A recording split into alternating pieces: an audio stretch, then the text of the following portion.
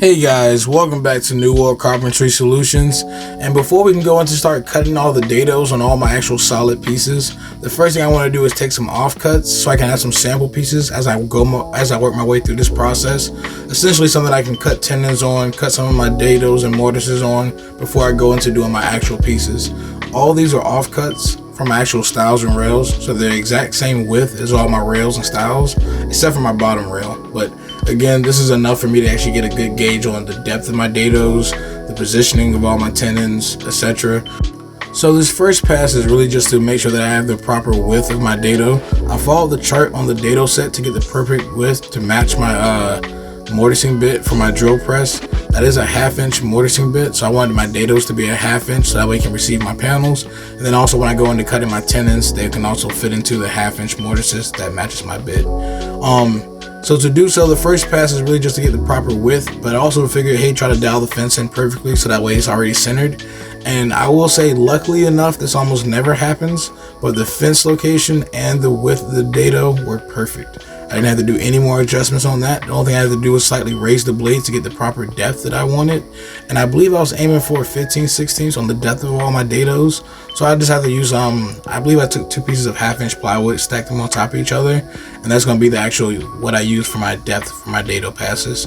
But other than that, this actually comes out perfect. As you guys can see here, the shock look on my face. Well, you don't see my face, but my expression in general was, wow. I guess I'm pretty awesome because, again, this almost never happens. When you do a type of setup like this for a router bit or anything else, to get it dialed in right on your first pass is like unheard of. I'm going to go ahead and sit back and run a few test passes on all these pieces. But actually, before I go into that, I need to go ahead and raise the blade to the proper depth. So you're going to see me here actually grab 2 pieces of a 1/2 inch plywood to make sure it's the proper depths. I was a little worried about doing everything in one pass. I thought that would be a little too much. So I first thought I had to do it in 2 different passes. But this delta table saw has more than enough oomph to actually do a 1/2 inch dado at 1 inch deep without any type of issues. One thing I will say that comes up to be an issue is a dust collection. There's a lot of chips flying back at me, and my dust separator can barely keep up.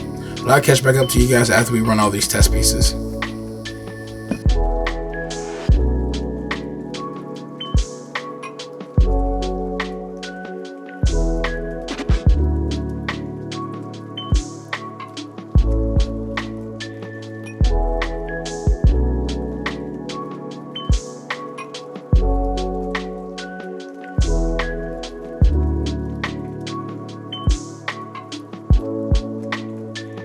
And as you can see here, we have a perfect mid rail that's going to allow my panels to receive on both sides.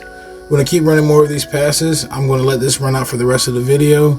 After I make all these passes, in the next video I believe we go into making tendons, and then we start looking at how to do the mortises over on my drill press. Hope you guys have enjoyed.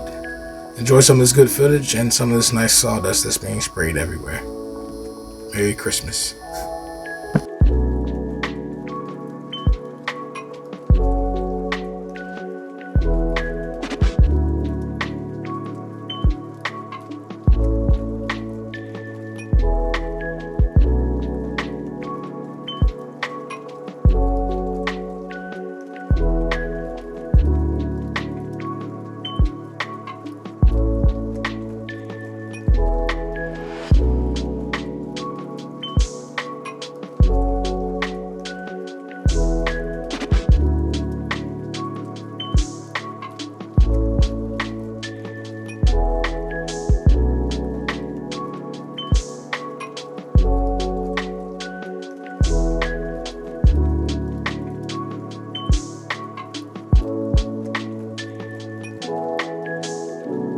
One thing I definitely need to do is actually build a small cabinet beneath this Delta table saw, because it doesn't have a 4-inch port, so I can't really use my wind dust collector.